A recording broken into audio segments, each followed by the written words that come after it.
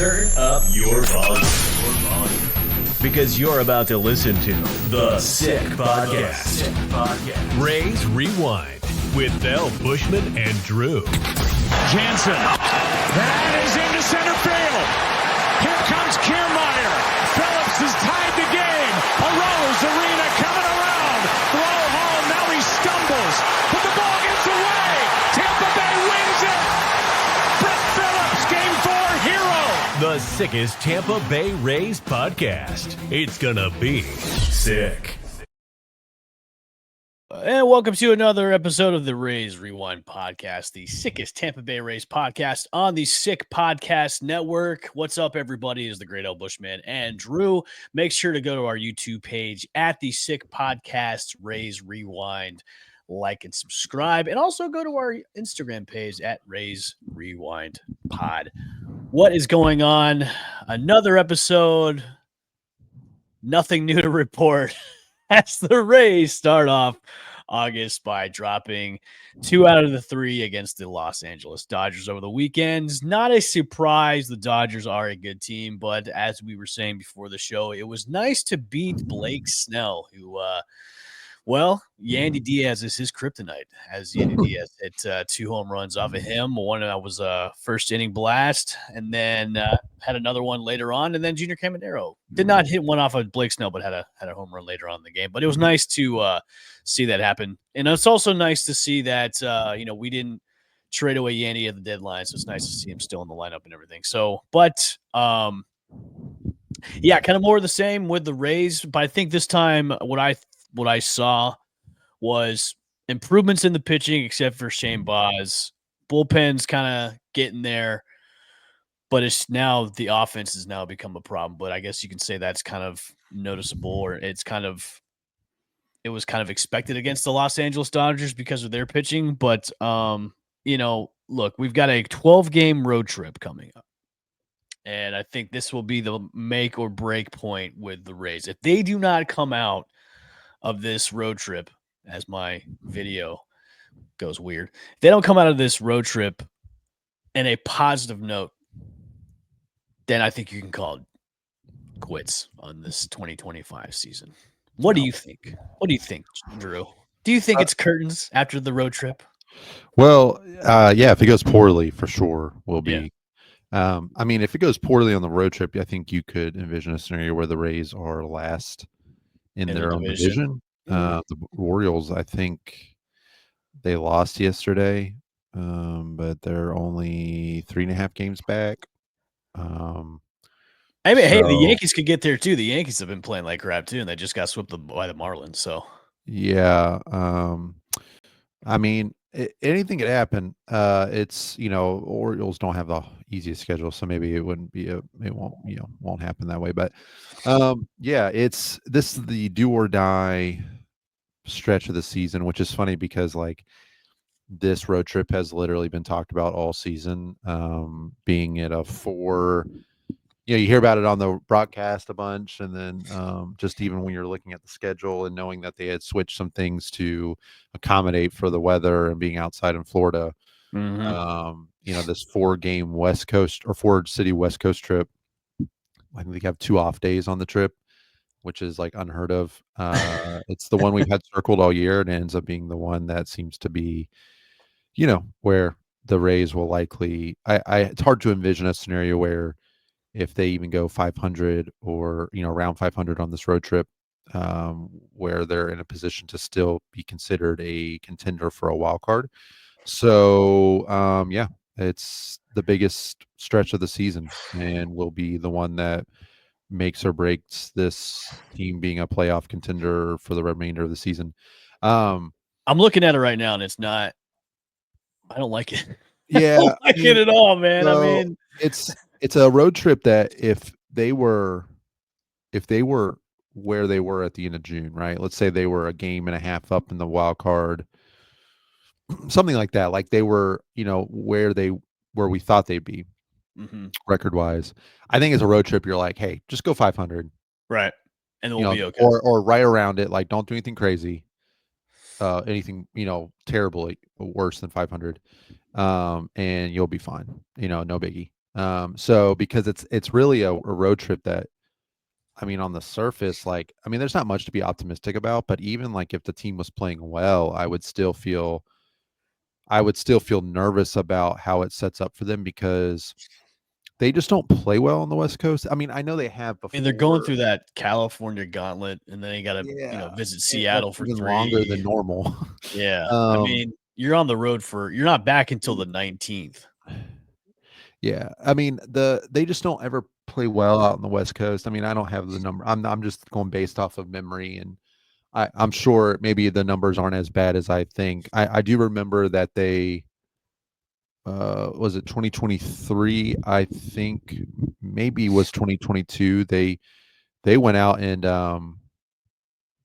they crushed on the West Coast. Like the first, it was like a 9-game trip, and they went like 6-0 or something like that. And then they lost like the last 3 or 4 games or something like that. But typically they don't do well. My mind goes to like 21, where they were on like a 7-game losing streak after the West Coast trip. And that's when they called Wander up. They got walked off like all 4 times against Seattle. So I like do these are just remember that places series. that Yeah.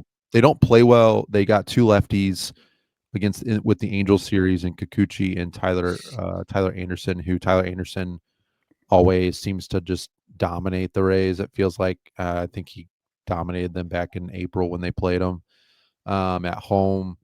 So, and then Jose Soriano's, up and down, but he's shown to be really good, and I think he also dominated the Rays when he pitched against them in April. So, I'm not encouraged by the matchups. And then yeah, three at Seattle. The Athletics just seem to I Yeah. mean, right now, as it stands right now, barring no changes from the opposing teams, they've got 4 lefties coming up in the next 3 series, which means you're going to see a lot of Christopher Morel. You're going to see, you know, a lot of Jake Mangum, and yeah, you're going to see Brandon and Josh batting against lefties. Like, it's not setting up for a I want top. to pose a question to you. Yeah. Or maybe we should pose this after the road trip, because I read something today about the trade deadline stuff. It was on ESPN Plus, Mhm. and the Rays were one of the teams that they mentioned because they were giving out like awards for the trade deadline, and the Rays were on there. Their award was win one for the Gipper. What the Gipper was, they're mentioning Stu Sternberg being his like last hurrah. Oh, that's kind of funny. Yeah, it was funny. The article, the blip, the section about the Rays was kind of funny. They were saying the Rays do the Rays things. They're trying to the trades that they made were kind of in the vein of, hey, let's try and make the playoffs one last time for Stu Sternberg. Mhm. Should we revisit the question, like, hey, should they have maybe have traded, Lau and Yandy and Pete to get a ton back after the road trip? Because now that I think about it, and the way that the team is performing, and I'm just thinking ahead, of course, I think you're more optimistic than I am when it comes to this sort of thing. But I think with the road trip coming up and the type of gauntlet that they have to do and the way they've been playing, maybe winning one for the Gipper, as they said in ESPN Plus, Mhm. maybe that shouldn't have been the case. Maybe they should have just done the fire sale and got a lot, because they could have gotten a lot from trading those pieces away. Because I just don't, or maybe, just seeing the Dodger series and is it against the Dodgers? I mean, I think maybe revisiting this question after this whole road trip could be a question to put out there is, okay, maybe they should have traded these guys away to get something back heading into 2026 because of, Lau's got that option coming up. Yandy's still in team control, but you could have gotten a haul for him. Mhm. But I don't know, man.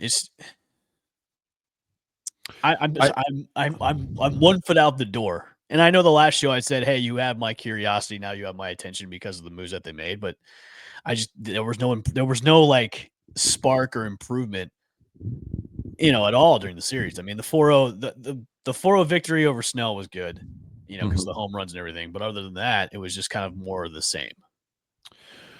Yeah. I mean, I'm always under the belief that, like, I would have been fine Either way. if they traded, I mean, I was expecting, and I talked about this last episode. I was expecting the Rays to trade Yandy. I was talking with a buddy of mine about it trade deadline morning, Mm, and I expected them to trade Pete and yeah. expected them to trade Yandy. I kind of felt like out of Yandy and Brandon, I thought Brandon they would consider to be the more valuable, just because they have, and this was of course before they traded Curtis Mead and and other guys, but like they just have other guys in AAA that they could fill Yandy's spot with, and of course this was also before Jonathan's injury. Yep. But like I just thought Yandy would probably get a better return, Mm-hmm. and they have more options. So like to replace him in the minors with some newer guys, whether it's Bob Seymour or Trey Morgan or even Curtis Mead, which probably would have been the move anyway. So I'm all for, like, if they can get a good return, like last year when they traded Jason Adam. I mean, they didn't really have to trade Jason Adam, but at the time, like San Diego gave them a ton of a really big package for it, and you're like, yeah, like they don't need them this year, Yeah. so why not like strike while the iron's hot? Obviously, the relievers market and the trade deadline is always going to get you more than you probably should get. So I was expecting that to happen. I was, again, a little disappointed that it didn't happen, just because I had psyched myself up for it and was ready for it and kind of excited to see the returns. But I do see, like, yeah, sure, if they're trying to win one for Sternberg or get him into the playoffs, like I get it. If they're really trying to do that, well, regardless, like, okay, you have this really random season when you're in Steinbrenner, and they've benefited from that in certain ways, and in other ways they've been a victim of it. right. So at least with this, I mean, I think you are guaranteeing that they're going to pick up Brandon's option, and maybe honestly, I could see them trying to extend his deal a little bit. I mean, they don't. There's no one in the minors right now that you're like, there's oh, this is coming. This guy's coming for Brandon, right? The only way you could see somebody coming for Brandon like that, and replacing him is if Carson comes up, he's the everyday shortstop, and then you have Hassan Kim go to second base. go to second as everyday second baseman.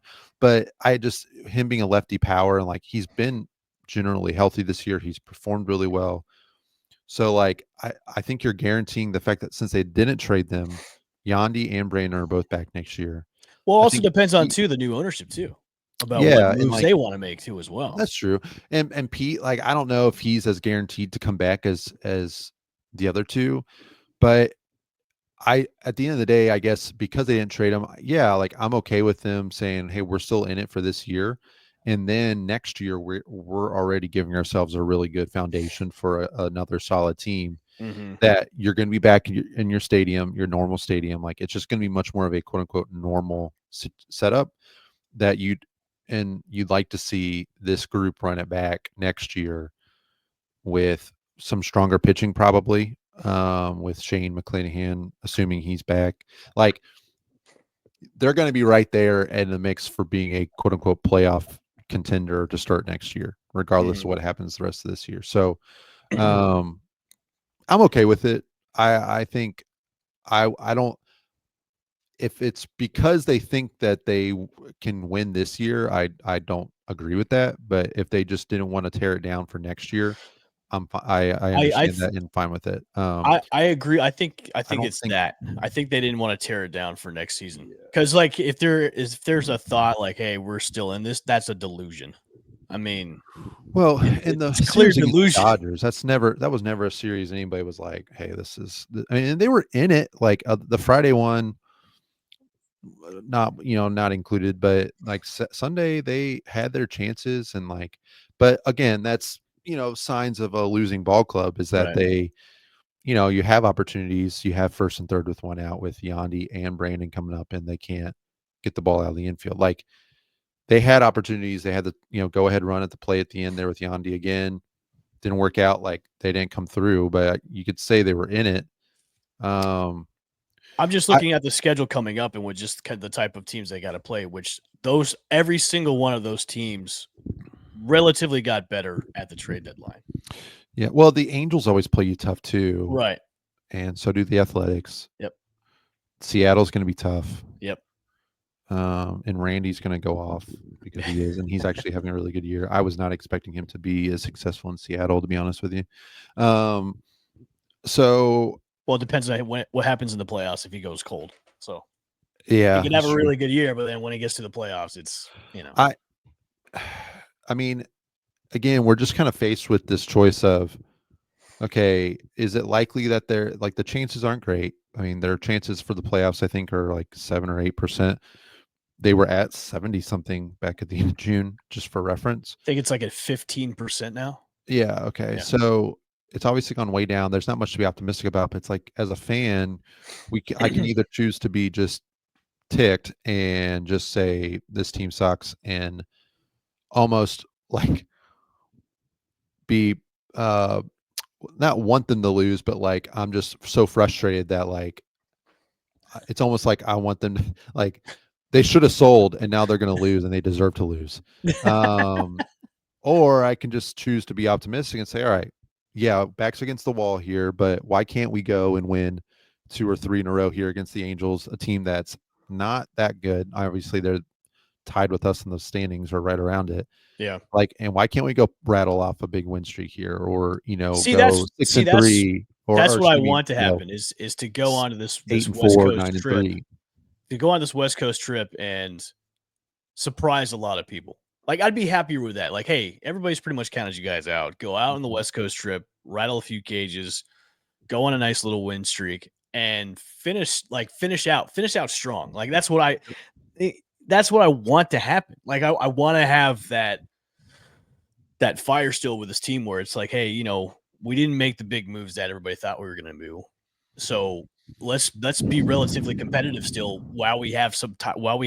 There is time left. I mean, there's 2 months left. I mean, yeah, there's plenty of baseball still left, but if you're going to try and get on a nice hot streak now, you got to do it now. Like put the Dodgers series away, put it back. Like, that's the past now, but now is like the win streaks have to happen now, especially when you're away for about 2 weeks and and you come back home against the Yankees, which the Yankees are a mess right now.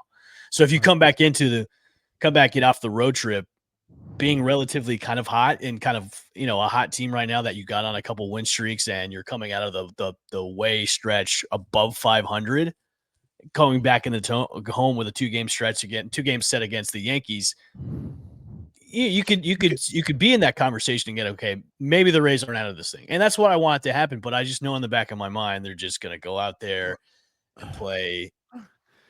You're gonna fire yourself up for the first game. You're gonna get pumped. Exactly. And say, listen, this is it. Like, it starts today. Yeah, and then they're today. gonna come out and Yandy's gonna weakly ground to short and do his and hit the ball and then drop his shoulders right after he hits the ball, knowing it's a routine ground out. And then Brandon Lau or whoever's up, Hassan Kim's gonna strike out, and then Brandon Lau's gonna swing and flail at a off-speed pitch out of the zone, and you're gonna be like, oh my gosh. And then Hauser's going to go out there because every new trade deadline acquisition that we've gotten has struggled, it seems like. And he's going to, I'm a guy interested that in doesn't seeing give up runs or doesn't walk guys, whatever, and he's going to walk like the first 2 and struggle. And you're going to be like, why did we trade for him? Why did I psych myself up? I get it. Like, I've been there, but you can kind of see, like, yeah, if you look ahead, like, if they can just rattle off a big win streak here. Yeah. Or it doesn't have to be a win streak, but just like, let's just go win every series, right? Yeah. 2 or 3. So that would put us 8-4. Yeah. And you're above 500, right? You're 1 game up above 500. And if you win every series here, 2 or 3 out of every series, like, yeah, then all of a sudden you got 2 games at home against New York, which are going to be intense. Yep. And you could see, like, hey, let's carry the momentum in there. And then you got, St. Louis, and who knows what the Yankees are doing at that point. Again, we knew they were an awful team this year. They're no good. I'm obviously over-exaggerating a little bit, but we were never high on the Yankees this year, and they're starting to play like it. So who knows what they look like at that point. And then you've got St. Louis and Cleveland, who's probably going to be right around you in the standings, or a team that you're competing for that wild card spot with. Like, at Washington, they've shown nothing. Like, all of a sudden you start seeing, like, okay, we've got a couple series here where we could take off. So there's schedule, like, it's just this next 12 games. I mean, it is make or break, because then if it's a poor showing on the West Coast, then it won't matter. the games afterward. But like just to give you some optimism again, to give Rays fans some optimism, and it takes two to tango, right? Like for teams to be back a certain amount of games and then to make a huge comeback in the standings. It's not just one team winning necessarily. It's also the other teams ahead not playing well. Like we think Right. about 2011, the Rays were good at the end in September, of course, and coming back in that wild card chase with the Red Sox, but like the Red Sox were terrible too. So they blew it. The Detroit Tigers, who made it to the ALDS, I believe they lost to the Guardians, but they came on and they beat the Astros in the wild card round. Do you give me a guess as to how many games back of a wild card spot they were at this time last year, August 4th? The Rays? No. The Detroit Tigers, Tigers, the team that made the playoffs as a wild card team and went to Game 6. 5 of the ALDS. 6. They were 10 games back of a wild card spot. So you're saying there's a chance? They were 10 games back of a wild card spot. The Astros, who ended up, I believe, winning the. Now, of course, that's a little misleading. I'm sorry. Because they're 5 games back of a wild card, but they were only like 2 games back of the division. So, because they ended up winning the West last year. So that's not as impressive. But yeah, the Tigers were 10 games back. They were 53-60 last year on August 4th. Sunday, okay, August 4th. So there is a possibility that we could make it. Yeah, I mean, it's just last year. There was, I mean, even going to September 2nd, the Tigers were 5 games back. So, okay. I mean, it's possible. But now, they have to start it. It has to start today. Yeah. Oh, it's got to. I mean, it's got to start today. Yeah, they can't wait around. So it's possible. Again, there are several teams now in front of the Rays, so it takes other teams not going out and winning a bunch of games either. So it's a little bit tricky, of course, but all they can control is how they perform on the West Coast. And that starts, it's literally like you start thinking about it, you say, okay, game by game. You can't think too far in advance. You just got to take care of business today. Yep. And that means going out and beating the Angels, a team that somehow we're tied with in the wild card right now. Yeah. And they took 2 or 3 from you and you're in their place. And I mean, unfortunately, you would hope that this far into the season, a guy like Mike Trout, who always kills the Rays, is on the IL for something, and he is not. He's healthy. And guys like Taylor Ward, who always do they're going to have to go and beat a team that always seems to have their number. So, but I guess they got to do that. I want to be more optimistic about this too. So I will have. It starts today. I'm interested in seeing. Yeah, I'm interested in seeing Hauser pitch. I want to see him pitch. Yep. So I haven't seen him that much during the year, but I know it's been an incredible year with him, even when he was on the White Sox. So hopefully that translates to the Rays. Like, let's not have a Brian Baker moment where he just shits the bed. Where although Brian Baker did look okay, he's looked better. Better. Yeah. Yeah. I'm still done with him though. He needs to go. I will be interested to see if this road trip goes poorly and they say, okay, we're kind of putting the kibosh on this year. If that's when we start seeing the young guys come up. Yeah, a couple of the guys from AAA, or they say, all right, Morel, we're bye. We're going to DFA you or something. And then, they bring up Everson Pereira or like we start seeing those kinds of moves, like maybe Bob Seymour comes up. Mm-hmm. Can I say one thing about this? One more thing about this series. I know we're talking a lot about because there wasn't much nothing much going on this weekend except for the series. I got in some dark places mentally on Sunday about Kevin Cash. Hold on, I was thinking probably the same thing. I got yesterday and today dark places about Kevin Cash and whether I am a fan. Please. Yeah, and I get it's probably just the moment, and it's not smart long term. Mm-hmm. And I was like, maybe, and I'm a weird fan. Like I either want misery loves company. So if I'm ticked about the game, I'll go find like D-Rays Bay and I'll just scour the comments to see other people frustrated to make me feel better. And a lot of times there's so much outrageous stuff on that message board. But and then I was listening to the Rays post-game show on the radio, and I'll be honest, like Chris Adams Wall, he's not my favorite. I think he's afraid to, like, I don't know. He's He afraid to really, say what he's not allowed to say, which I mean, I don't know if everybody he on really that thinks it. network. I don't know if he really, like, thinks what he said, like, if he just says it to say it, or if it's really what he believes. But, like, I feel like you'll never hear him just be Bash. honest about what we're seeing on the field. Because he works for the Rays. I know, Can't and I say get that it. At kind of least with, like, stuff, the radio Drew. guys, Neil and Andy, they say some things every now and then, especially Neil. He's not afraid to say it. But I get that, like, Kevin Cash, we always get this line. Anytime we criticize Kevin Cash, he's one of the best. He's one of the Even if best someone managers. criticizes him, I've done this too. He's won 2-time manager of Even the if year. someone criticizes him, which is what I've done, is you always preface it by saying, I still think Kevin is one of the best managers in baseball. But you have to say it, or else, people look at you sideways. Like, it's almost like this compulsive behavior that we have as Rays fans. Like, It's anytime we're going to Drew, criticize, it's like, well, almost listen, it's almost I still like think he's when one of the best 3 managers in baseball. it's almost like But- when you try and criticize the Yankees fans will go, well, we've won 27 championships. Yeah. It's like, well, with Kevin Cash, well, he's won 2-time manager of the And we year. got into the World Series, and he's got all these wins. It's just But like saying that. This, they had the locker room issues last year. Mm-hmm. There was a lot of emphasis placed on culture, and I think that was one of the reasons why we saw some of the trades, even though they won't say it. And they've talked about it being a lot better this year, which is great. But, like, this team has been playing terrible baseball for a month and a half almost now. Yep. There is just no signs of energy, urgency half the time. And I get, like, when their team is losing, it's hard to be like, oh yeah, this team's fired up. There's tough to get inspiration when you've been playing so bad. Right. And like, if the team was winning sloppy games, like, we wouldn't say anything about the energy. Like, and I get it. But, like, I think a lot of Rays fans would just say, like, there's been a lot of games, like Friday's game against the Dodgers, where it's like the first game you're back home, tough series in New York and Cincinnati.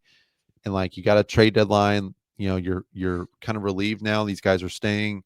Like, all right, let's use this opportunity. And they were so flat, like, so flat. There's been no energy from Kevin Cash in the dugout. Like, no, like, several opportunities where I honestly think this might be it. I don't understand. Like, in the bullpen usage, like, the bullpen decisions have been bad.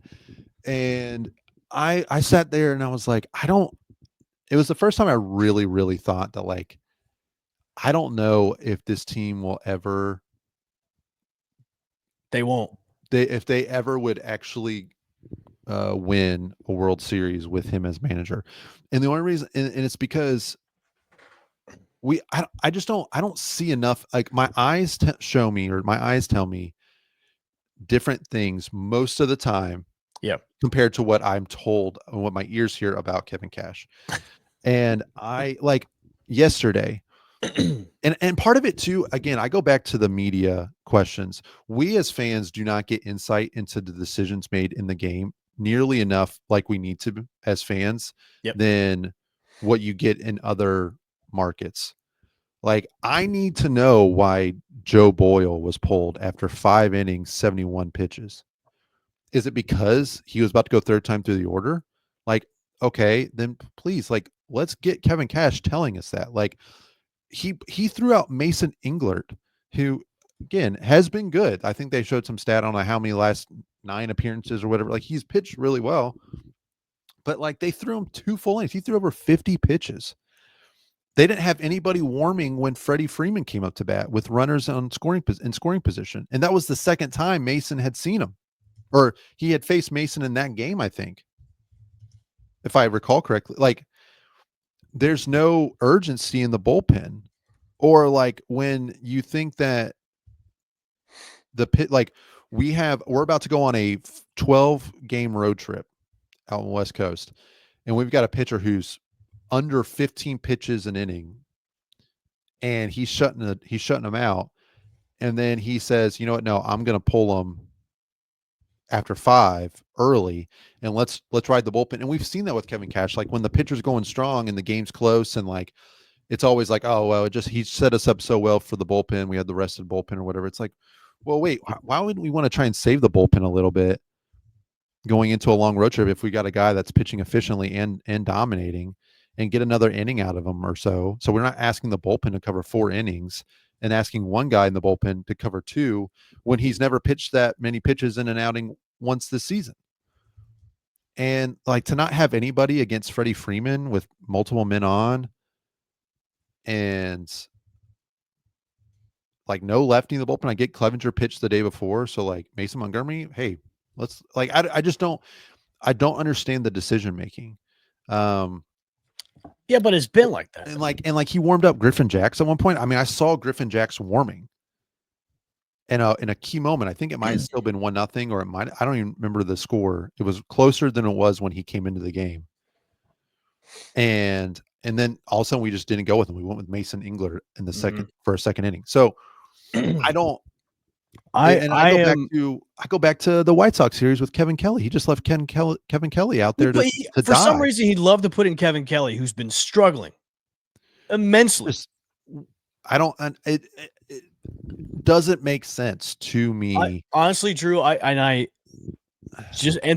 looking at it now. So I'm looking at the way I know it's kind of like a tough thing to say. Look, you can't judge by how somebody's acting in the dugout, but just the way he looks in the dugout, and even way after the post game interviews too. It just seems like a guy that's defeated, like a manager that just doesn't want to be there anymore. Now, obviously, we don't know anything that goes behind the scenes. We don't know what's going on. I thought about this today. I thought about this morning. Thought about it yesterday, and I'm getting this in the back of my mind. I have this thought or this feeling that this is it. I don't think he's going to be back for 2026 and I say that because we got new ownership coming in. They probably want to bring in somebody that they want to bring in.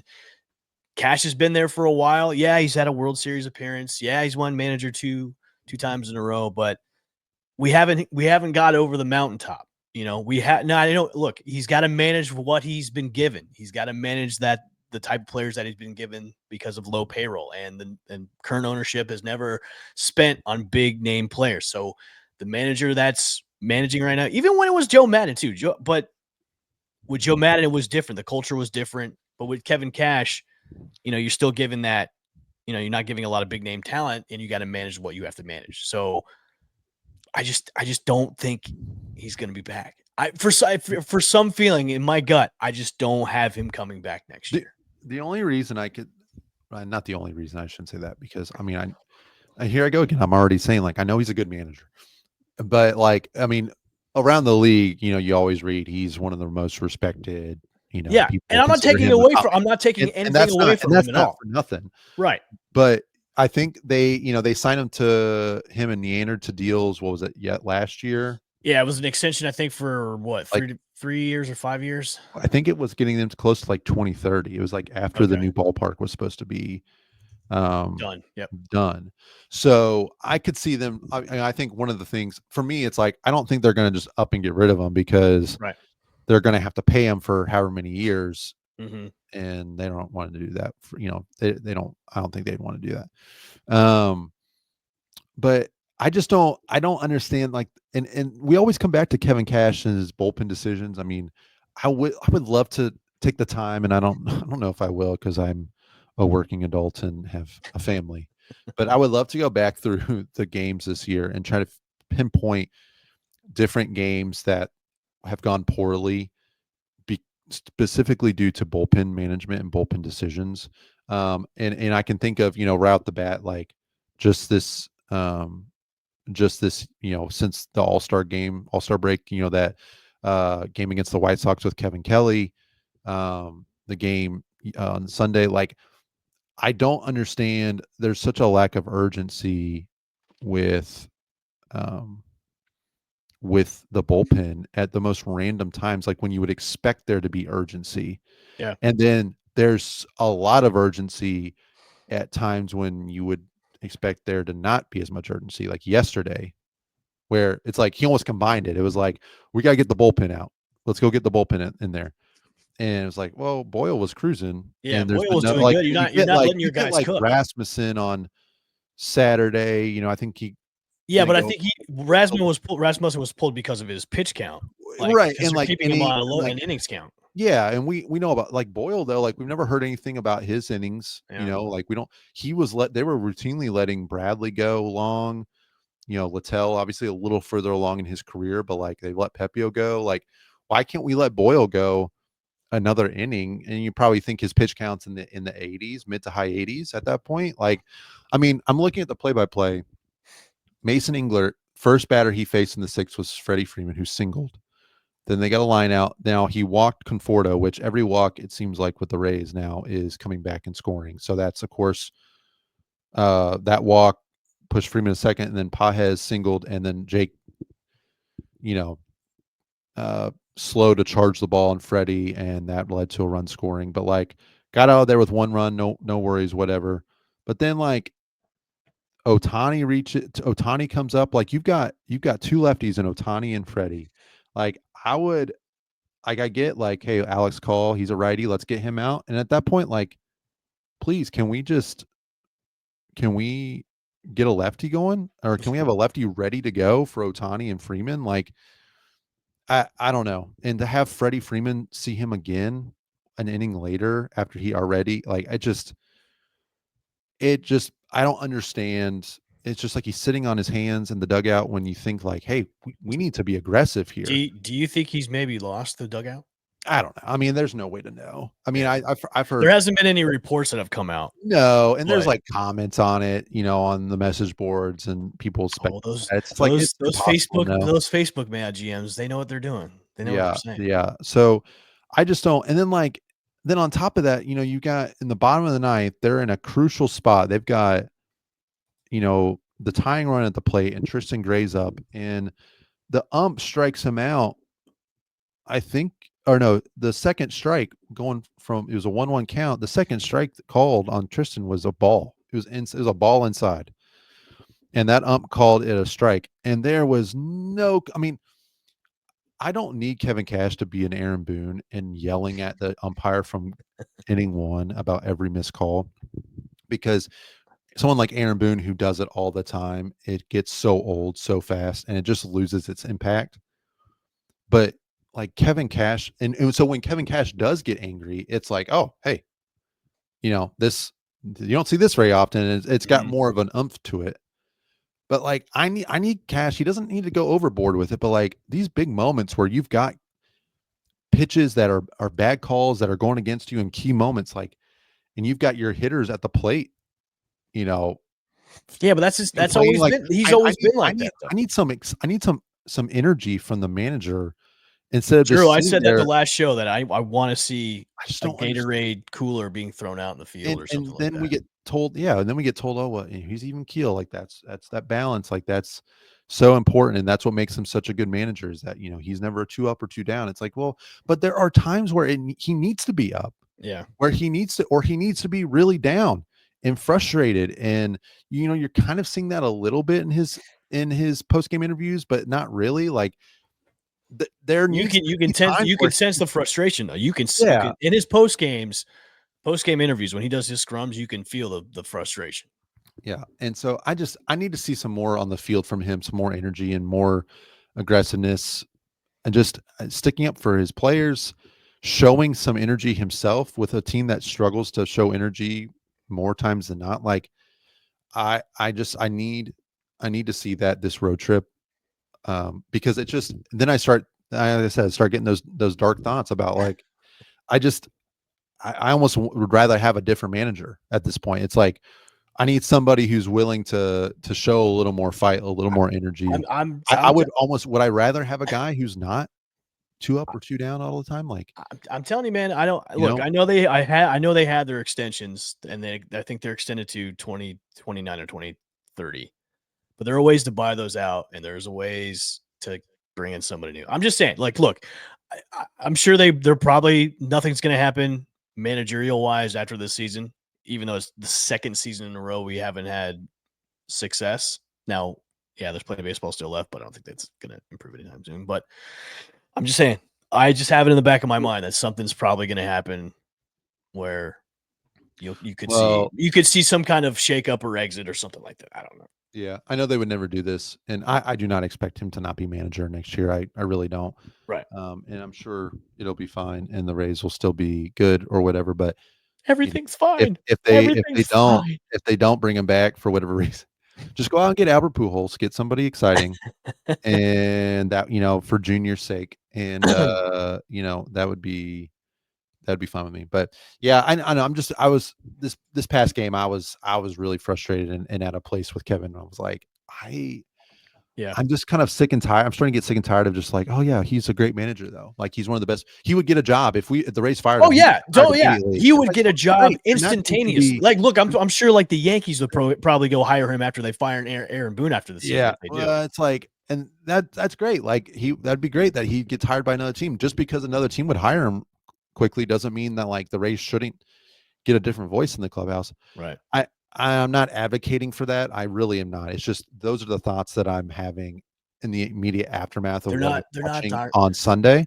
They're not dark. And don't worry. Again, I'm starting to be like, can we just push back a little bit, like on this idea that, oh well, Kevin Cash is one of the best 3 managers in baseball. And why it's always 3, I don't know, but like he's one of the best managers in baseball, and all these things that we get fed about him as a manager and why the idea of him failing this team and not doing his job well enough is, absurd. Like, no, like we can push back on that. Yes. It's fair for us as fans from what our eyes are showing us that we can push back on that. And so I'm hoping that I don't have more of those because I don't like feeling that way. Well, today starts the day. Today starts the day they go on the road trip and they start a win streak. Today starts the day. And you won't have any more dark thoughts. Don't worry. Everything's fine with Kevin Cash. Everything's fine. We're gonna go on a win streak. We're gonna be competitive the next 2 months, and it starts today. It starts today. That's our motto. That was the motto my son and I had in Cincinnati when we went to see them on Sunday last week. And it starts today. It didn't start that day, but no, it starts tomorrow, and then it stops today. Again, but it starts today. Listen. Today. Also, last thing I'm going to end on: Taylor Walls needs to be playing every day. Okay. Every day. I don't want Ha-Seong Kim at shortstop. I want Taylor Walls at shortstop. He's been great at the bottom of the order. Don't take him out. I don't care what Rays fans say. He is not the problem. If anything, he's been one of the most valuable players in the last month in this. That will be our clip of the week, by the way. I'm just saying, go look at the numbers, his RBIs. He's up there with the team leaders. He's incredibly defensively, and Ha-Seong Kim has half the range he does, and I don't want to have him at short anymore. I want Taylor. We'll end on that note. That'll be our clip of the week. So perfect. So, yeah. All right, everybody. Thanks for tuning in for another episode of the Rays Rewind podcast, the sickest Tampa Bay Rays podcast on the Sick Podcast Network. Today starts. It starts today. Starts today. We starts today. Okay. Make sure to go to our YouTube page at the Sick Podcast Rays Rewind, like, subscribe, and our Instagram page at Rays Rewind Pod. We'll see you guys next time on the Rays Rewind podcast. And that's a wrap. Hope you don't miss us too much until next time. Follow the Sick Podcast Rays Rewind with El Bushman and Drew on YouTube, Google Play, and Apple Podcasts.